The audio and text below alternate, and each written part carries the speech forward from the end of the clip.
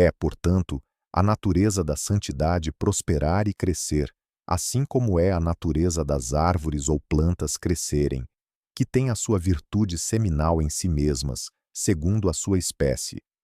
Uma árvore ou uma planta deve ser regada de cima, ou não irá prosperar e crescer em virtude de seu próprio poder seminal. Se uma seca vier, ela murchará ou decairá. Assim, onde Deus menciona esse crescimento, ele atribui isso à sua rega. Eu serei como o orvalho, e eu derramarei água. Esta rega é a causa especial do crescimento. Assim é no exercício da santidade.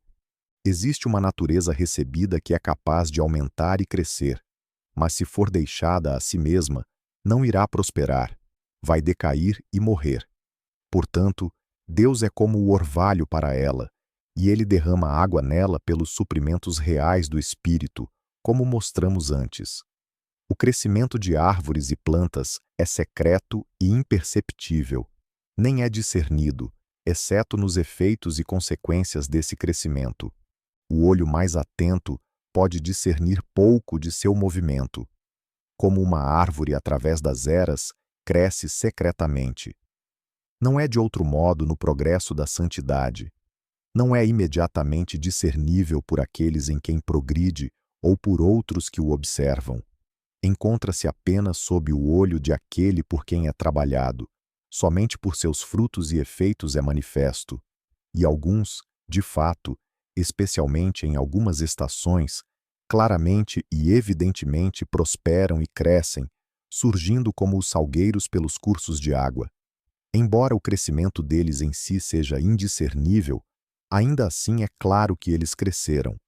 Todos nós devemos ser assim. O crescimento de alguns, eu digo, é manifesto em todas as provações, em todas as ocasiões.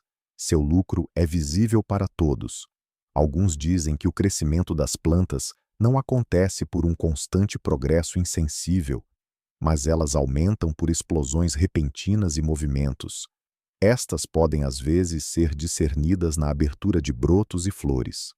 Assim também, o crescimento dos crentes pode consistir principalmente em alguns intensos e vigorosos atos de graça em grandes ocasiões, tais como fé, amor, humildade, autonegação ou generosidade, e aquele que não experimentou tais atos de graça em casos especiais pode ter pouca evidência de seu crescimento.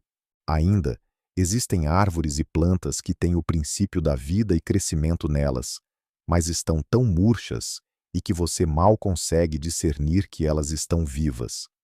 Assim é com muitos crentes. Todos eles são árvores plantadas no jardim de Deus. Ezequiel 31, 9. E alguns prosperam, alguns decaem por uma estação, mas o crescimento do melhor é secreto. A partir do que foi provado, é evidente que a obra da santificação é um trabalho progressivo, que gradualmente leva a santidade e a perfeição em nós. Não é nem trabalhado nem completado de uma vez em nós, como a regeneração é. Nem termina com quaisquer realizações ou condições de vida, mas é próspero e continuado. Um rio continuamente alimentado por uma fonte viva poderia tão logo terminar seus fluxos antes de chegar ao oceano, como uma parada poderia ser colocada no curso e no progresso da graça antes que ela terminasse em glória. Pois a vereda dos justos é como a luz da aurora, que vai brilhando mais e mais até ser dia perfeito. Component Placement. Provérbios 4, 18. Assim também o caminho deles é como a luz da manhã, na maneira pela qual eles são conduzidos pelo Espírito Santo.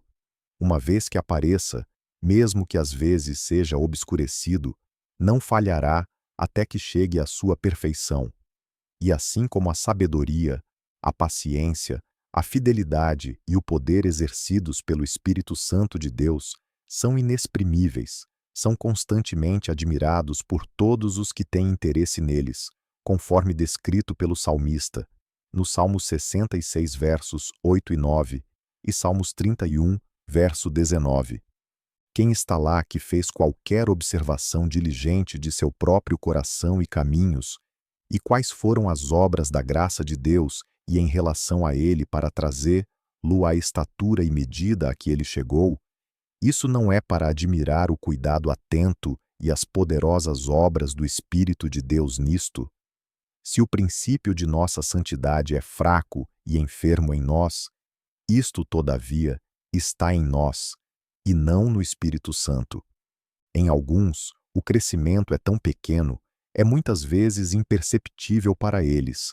O Espírito preserva e valoriza mesmo isso, de modo que não seja dominado pelas corrupções e tentações.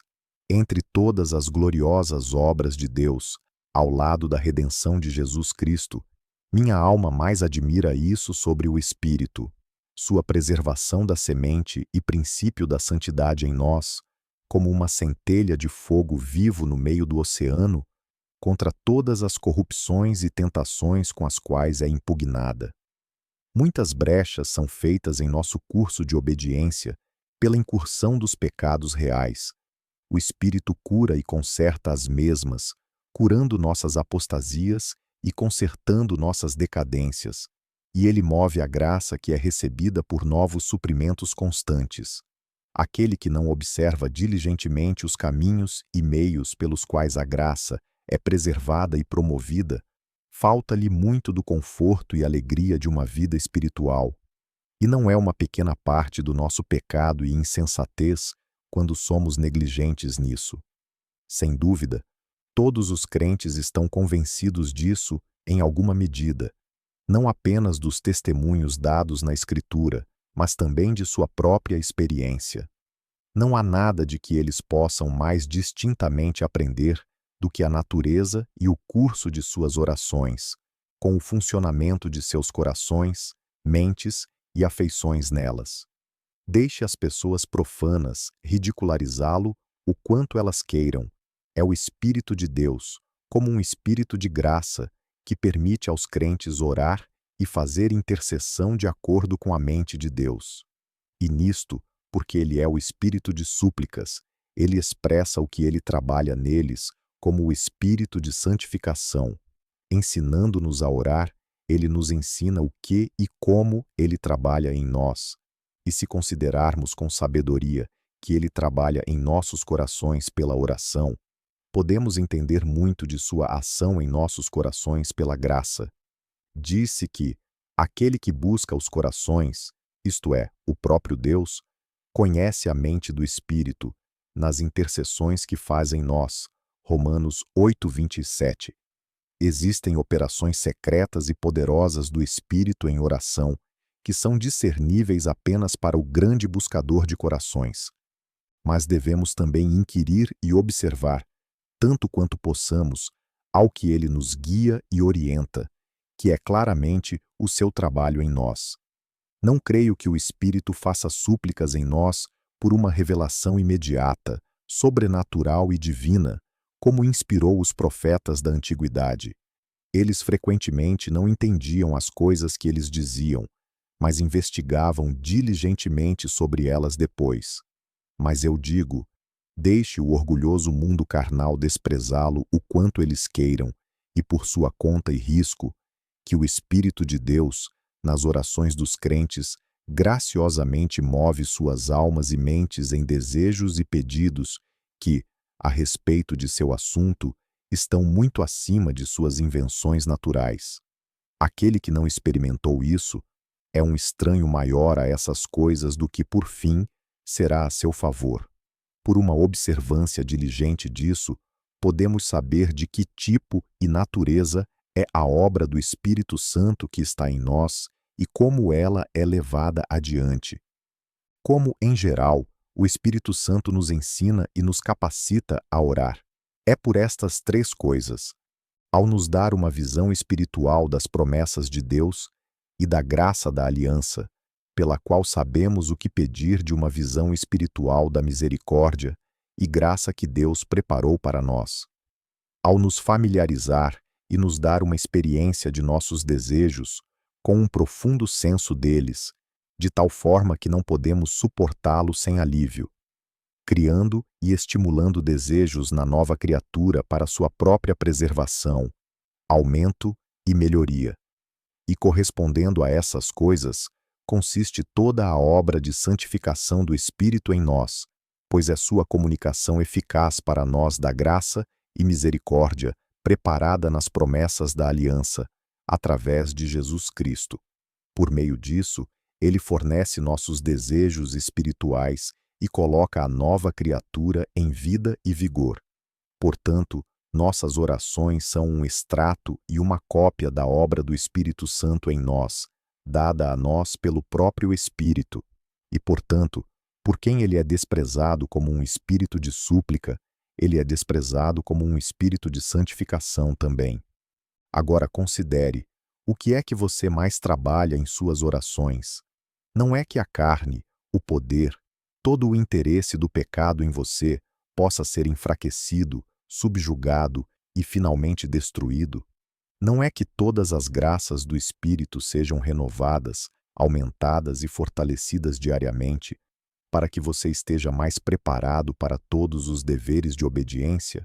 E o que é tudo isto senão para que a santidade possa ser gradualmente progressiva em suas almas, para que possa ser realizada por novos suprimentos e acréscimos de graça, até que chegue à perfeição?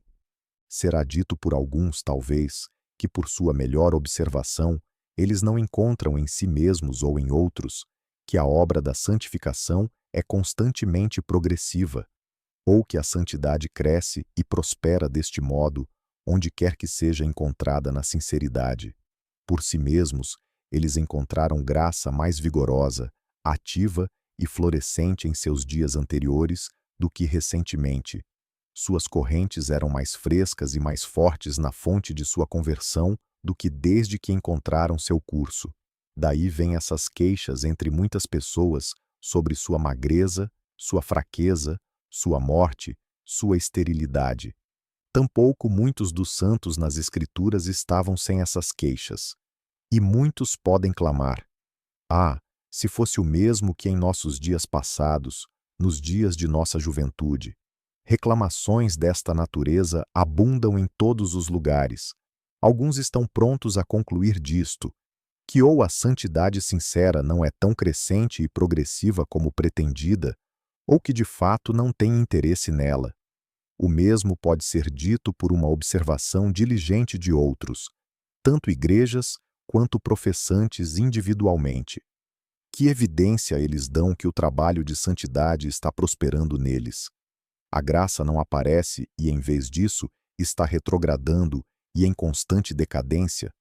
Vou considerar e remover essa objeção, tanto quanto for necessário, de modo que a verdade que afirmamos não sofra com isso e fiquemos com uma teoria vazia, e também que aqueles que não cumprem plenamente a santidade não sejam totalmente desencorajados. Farei isso nas regras e observações que se seguem.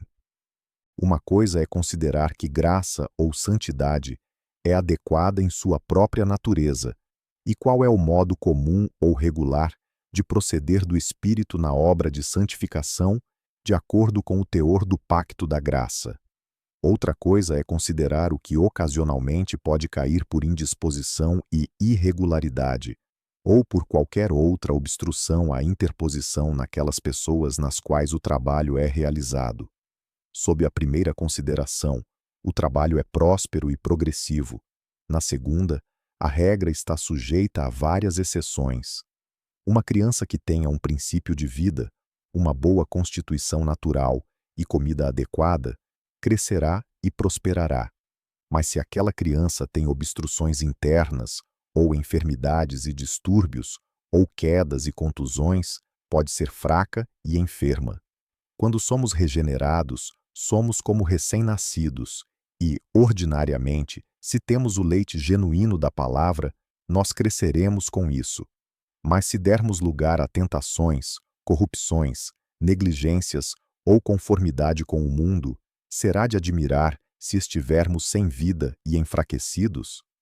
É suficiente para confirmar a verdade do que afirmamos, que todos aqueles em quem há um princípio de vida espiritual, que é nascido de Deus, e em quem a obra de santificação começou, se não for gradualmente realizada nele, se ele não prospera em graça e santidade, se não for de força em força, normalmente é por causa de sua própria negligência pecaminosa e pela condescendência com as concupiscências carnais, ou por seu amor ao presente mundo. Considerando o tempo que tivemos e os meios de que desfrutamos, o que crescemos, que florescentes plantas muitos de nós poderíamos ter sido, em fé, amor, pureza, abnegação e conformidade universal com Cristo, que agora são fracos, murchando, infrutíferos e sem leite, e dificilmente distinguido dos espinhos do mundo. É hora de nos livrarmos de todo o peso e do pecado que tão facilmente nos assedia. Hebreus 12, verso 1, para nos estimularmos por todos os meios a uma recuperação vigorosa de nossa primeira fé e amor, com um abundante crescimento neles, em vez de queixarmos que a obra da santidade não continua. E devemos fazer isso antes que nossas feridas se tornem incuráveis. Uma coisa é ter santidade realmente prosperando em qualquer alma, e é outra para essa alma conhecê-la e ficar satisfeita com ela. Estas duas coisas podem ser separadas. Há muitas razões para isto, mas antes de nomeá-los, devo pressupor uma observação necessária. Esta regra é proposta para o alívio daqueles que estão perplexos sobre sua própria condição e não sabem se a santidade está prosperando neles ou não, ou para aqueles que não se preocupam com isso, que podem, em algum momento, se quiserem, relatar como essas questões estão indo com eles e com que fundamento. Pois se os homens satisfazem qualquer desejo predominante, se eles vivem em negligência de qualquer dever conhecido ou na prática de qualquer forma de engano, se eles permitirem que o mundo devore o melhor aumento de suas almas, se eles permitem que a formalidade coma o espírito, o vigor e a vida dos deveres sagrados, ou se qualquer um deles persistir de maneira notável, não tenho nada a oferecer-lhes para manifestar que a santidade pode prosperar neles, embora eles não a discernam, pois, sem dúvida, isso não acontece.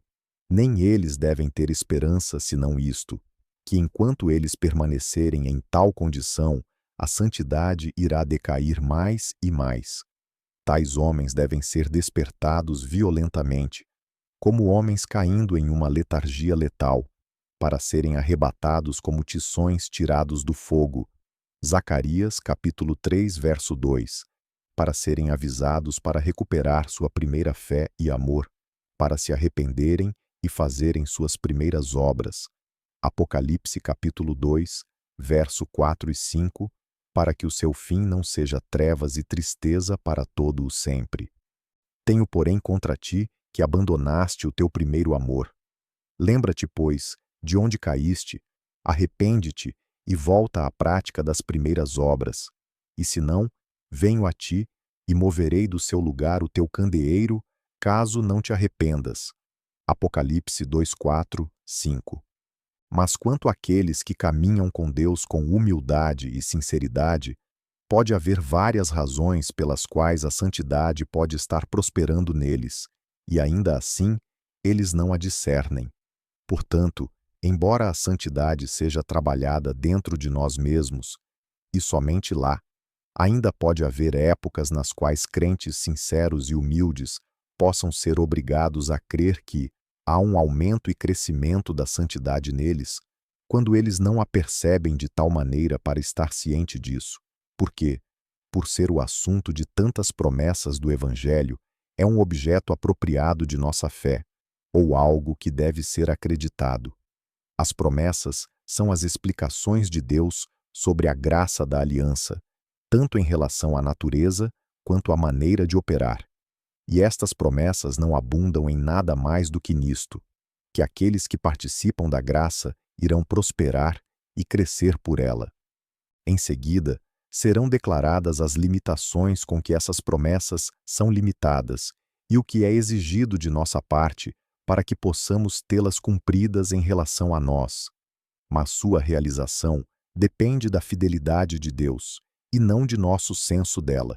Assim, quando não colocamos uma obstrução abertamente contra ela, como no caso mencionado acima, podemos e devemos acreditar que elas estão cumpridas em relação a nós, mesmo que não estejamos continuamente conscientes disso.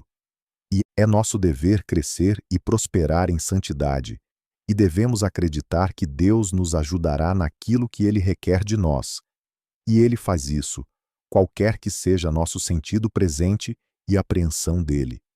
Por estas razões, na minha opinião, aquele que pode acreditar no crescimento da santidade em si mesmo, ainda que ele não tenha nenhuma experiência sensata, está em uma condição tão boa e talvez mais segura do que aquele que, através do funcionamento vigoroso da espiritualidade e afetos, está mais ciente disso. Pois é certo que tal pessoa, por qualquer negligência intencional ou indulgência de qualquer pecado, obstrui o crescimento da santidade, pois aquele que a obstrui não pode acreditar que a santidade viceja nele ou que é levada adiante, quaisquer que sejam talvez suas presunções, e assim a vida de fé, da qual esta santidade faz parte, é em todos os sentidos uma vida segura. Além disso, tal pessoa não corre o risco de uma satisfação vaidosa mental e descuido por causa disso, como outros podem ser. Pois quando vivemos pela fé, e de modo algum pelos sentidos, segundo Coríntios 5,7, seremos humildes e temeremos sempre. Não encontrando em si a evidência do que ele mais deseja, um crente será continuamente cuidadoso para não afastá-lo dele. Mas as razões para essa dificuldade são: 1. O trabalho em si, como declarado antes, é secreto e misterioso, e, portanto, existe em alguns, espero em muitos, a realidade e a essência da santidade, que ainda não encontram nada disso em si mesmos, nem talvez em mais ninguém, mas somente em Jesus Cristo, aqueles que têm uma compreensão viva do temor do Senhor. E assim a santidade pode, da mesma maneira secreta, prosperar em seus graus naqueles que ainda não a percebem. Não há nada em todo o nosso curso que devamos estar mais despertos do que a uma observação diligente do progresso e da decadência da graça, pois, assim como o conhecimento deles tem a mesma importância para nós do que nossos deveres e consolações, eles são difíceis de discernir, nem serão tão verdadeiramente para nosso bem e vantagem sem nossa maior diligência e sabedoria espiritual em observá-los.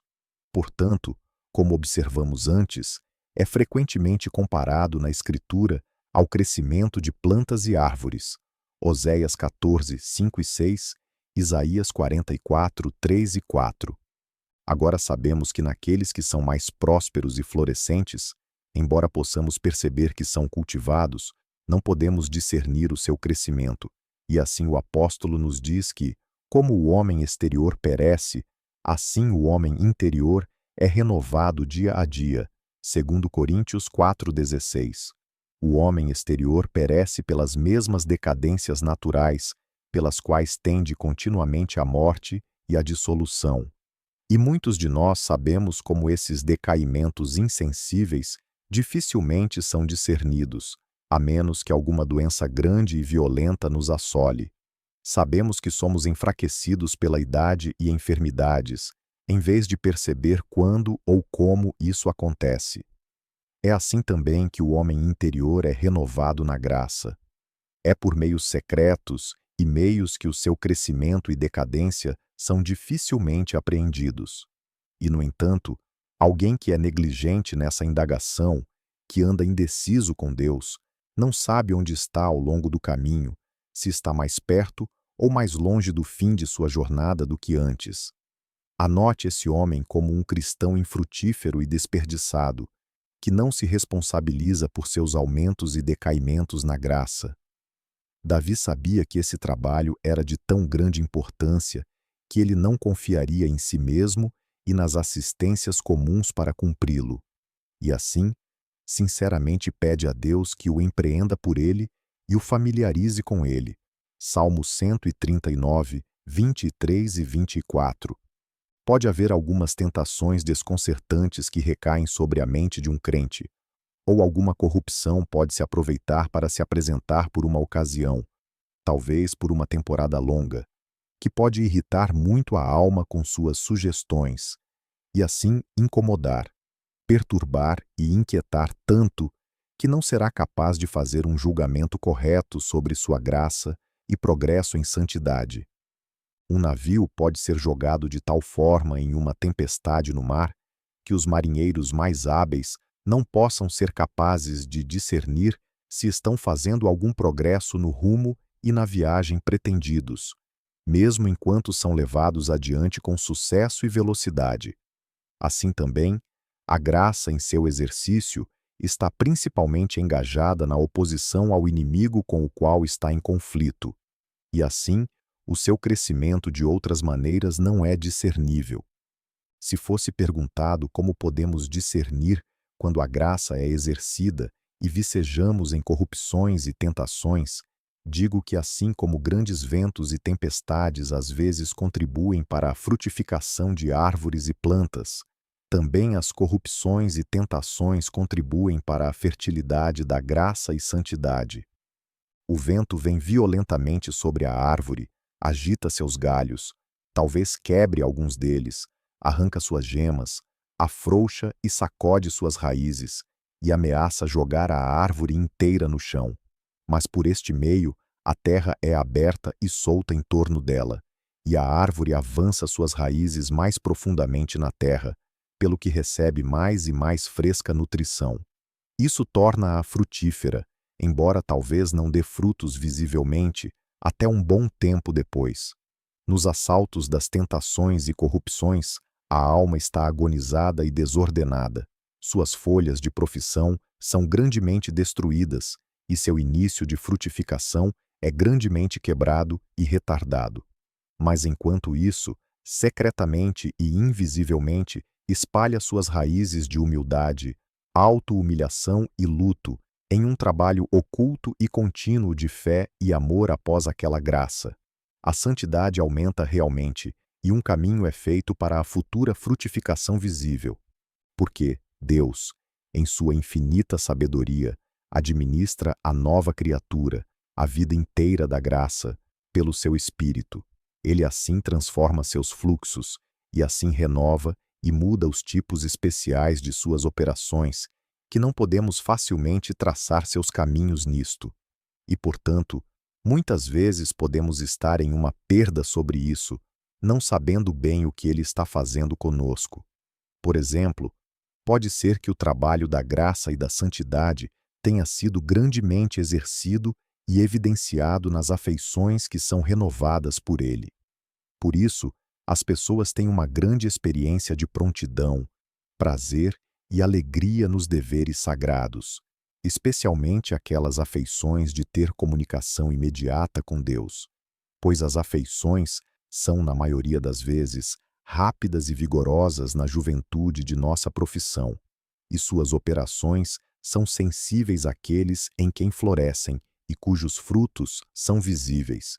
Estes fazem os jovens crentes parecerem sempre frescos e verdes nos caminhos da santidade. Mas pode ser que, depois de algum tempo, pareça bom para o soberano provedor deste caso, transforme as correntes de graça e santidade em outro canal, por assim dizer. O Espírito vê que o exercício da humildade, tristeza piedosa, medo e diligente conflito com as tentações talvez ataquem a verdadeira raiz da fé e do amor, e são mais necessários para eles.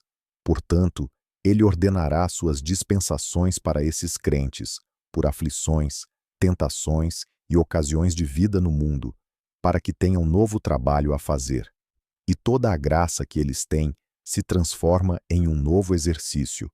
Por esta vez, pode ser que eles não encontrem aquele vigor sensível em suas afeições espirituais, nem que deleitem-se em seus deveres espirituais, que encontraram antigamente.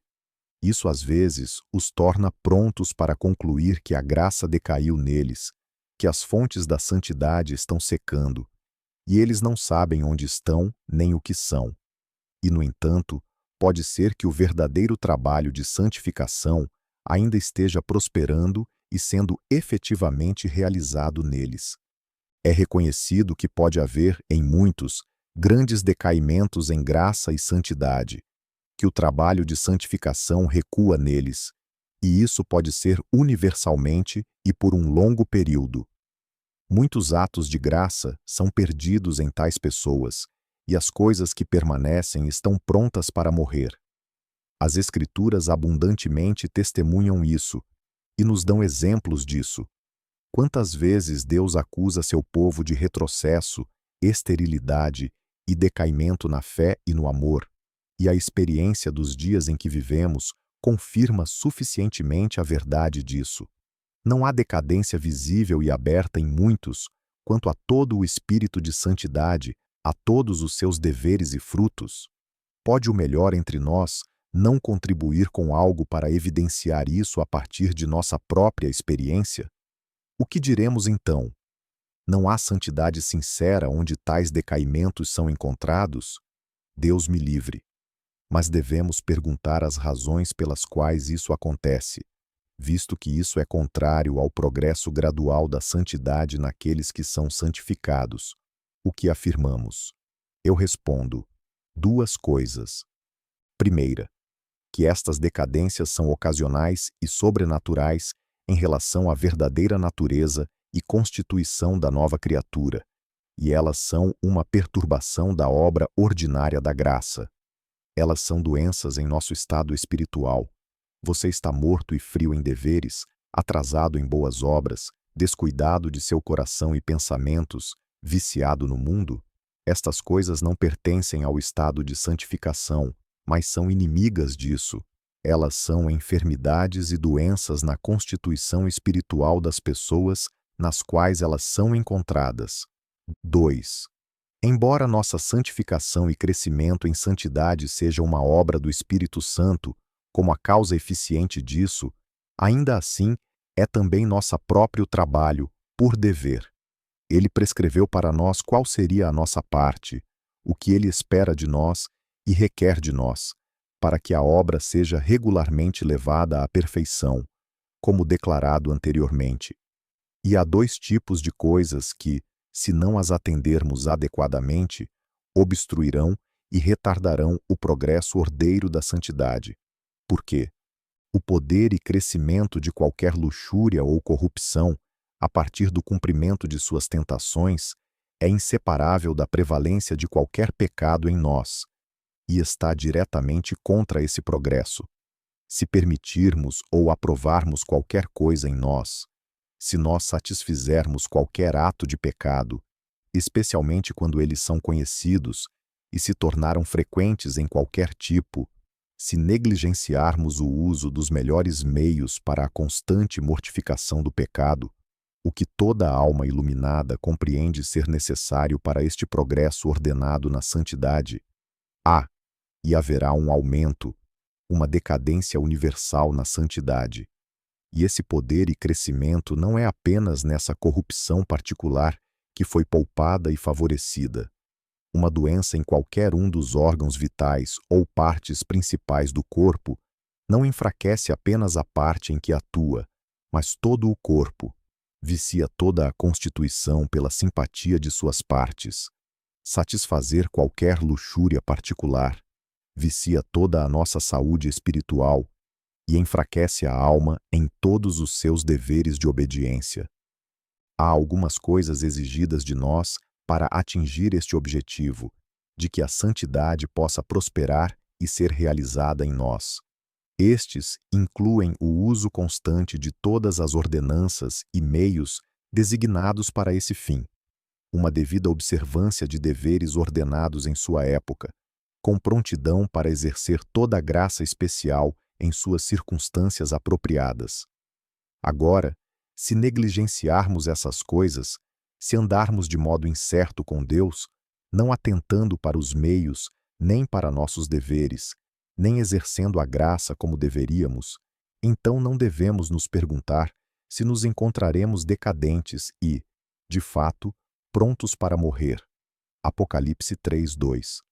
Alguém se pergunta ao ver alguém que antes era de uma constituição sólida, que se tornou fraco e doentio, se negligenciou abertamente todos os meios de saúde e contraiu todo tipo de doenças por sua intemperança?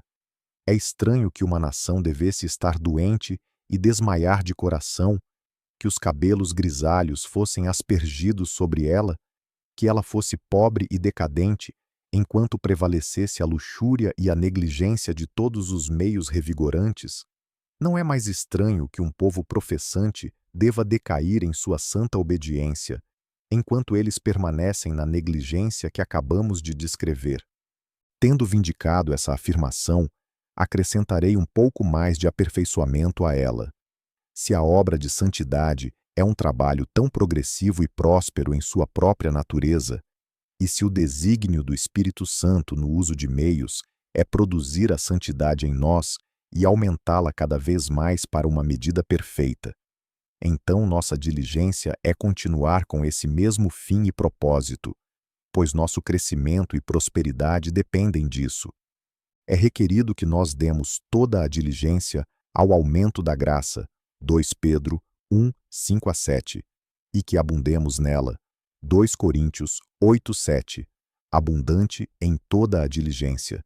E não somente isso, mas que mostremos a mesma diligência até o fim. Hebreus 6, 11. Seja qual for a diligência que tenhamos usado para alcançar ou melhorar a santidade, devemos permanecer nela até o fim, ou então nos colocaremos em decadência e colocaremos nossa alma em perigo. Se nós afrouxarmos ou desistirmos de nosso dever, a obra de santificação não será levada a cabo em graça. E assim, isto é exigido de nós, isto é esperado de nós, que nossas vidas inteiras sejam gastas em um curso de cumprimento diligente com a obra progressiva da graça em nós.